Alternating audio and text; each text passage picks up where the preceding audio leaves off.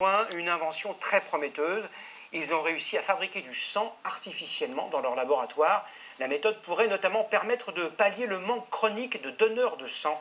Fabrice Collaro, Jean-François Lédin et Sylvain Roland ont rencontré à Paris le médecin à l'origine de cette trouvaille. C'était une idée saugrenue à l'époque, qui aujourd'hui a fait son chemin et le monde entier travaille dessus. L'idée saugrenue du professeur Douai est née il y a 15 ans dans ce laboratoire de recherche de l'hôpital Saint-Antoine. Ici, l'outil de travail principal de ces scientifiques est le microscope, car l'objet de leur étude est infiniment petit. Il s'agit de l'une des cellules les plus importantes du corps humain.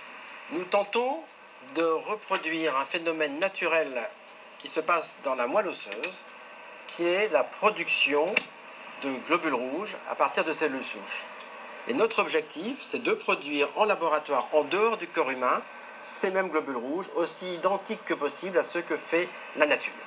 Les cellules souches sont nos cellules de base. Fabriquées dans la moelle des os, elles vont ensuite se différencier, par exemple en cellules d'os, de foie, de peau ou encore en globules rouges.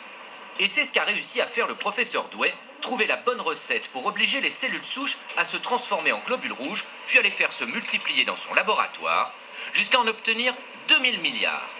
Un chiffre symbolique, car c'est le nombre de globules contenus dans une poche de sang fournie par un donneur bénévole. Et c'est tout l'enjeu. En France, la population est vieillissante, et dans 20 ans, les dons de sang ne seront plus suffisants.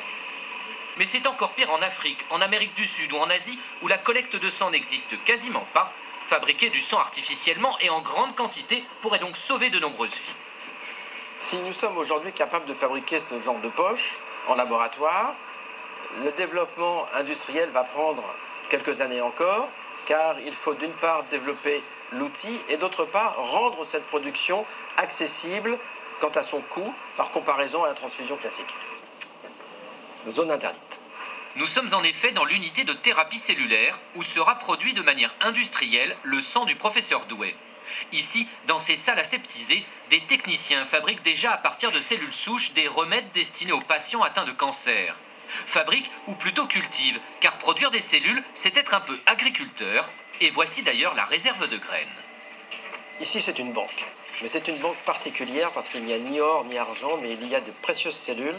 Ces cellules sont plantées dans des milieux que nous appelons milieux de culture. Et on a besoin d'engrais. Ces engrais sont des facteurs de croissance, des hormones qui régulent la production des globules rouges.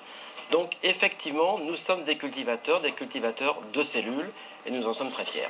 Oui, Luc Douai peut être fier de lui. D'ici 2 ans, il devrait être en mesure de fabriquer du sang artificiellement et à un coût raisonnable, comme quoi son idée n'était pas si saugrenue.